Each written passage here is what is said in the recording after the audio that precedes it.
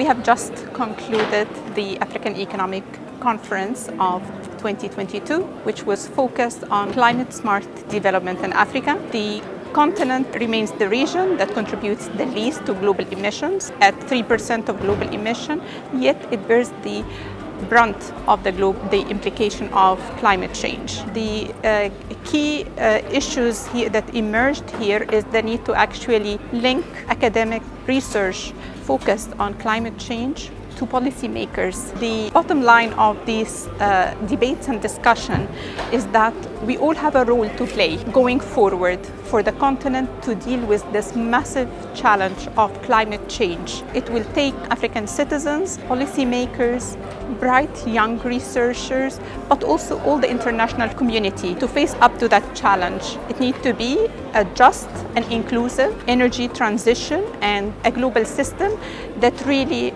compensates the continent for the brunt of the implication of climate change that the continent faces, despite that we haven't contributed to the problem. So pledges made for climate change will need to be honored, and we look forward to the loss and damage fund that has been established during COP27 to actually be funded, and for the funding mechanism to be defined in terms of the uses so that it can be operational and benefit many of the African countries that suffer greatly from the implication of climate change.